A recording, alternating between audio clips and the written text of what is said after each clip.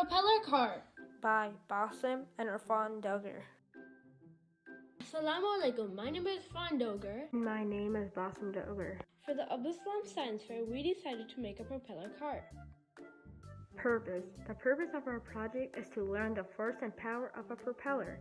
We want to see if it can be strong enough to push the car at a high speed.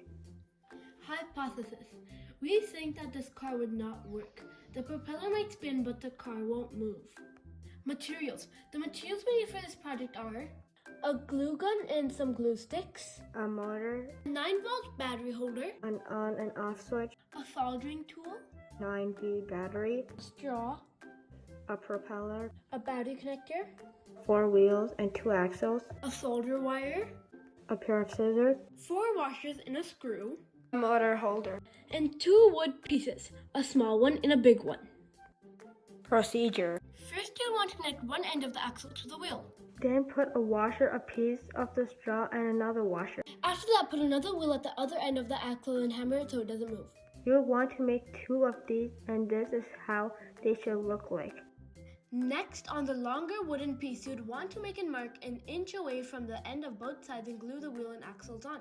Once that is done, you want to glue the smaller piece of wood an inch and a half away from the end of the top side. This is how it should look like. Now connect the motor and the propeller.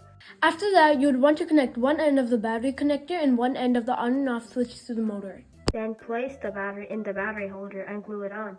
And glue the motor holder on top of the smaller piece of wood. After that, glue the on and off switch on. Once that is done, you'll want to connect the remaining ends of the battery connector and the on and off switch. Now place the motor in the motor holder. Next, use the soldering tool and the solder to secure the ties. Lastly, connect the battery connector to a battery and press the button.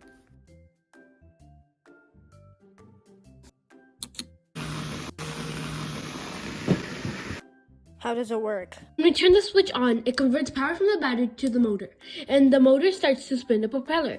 The propeller then makes force against the wind and pushes the car.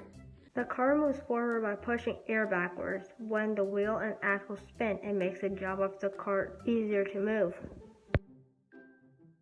Conclusion. As you just saw, our car does work and our hypothesis was proven wrong.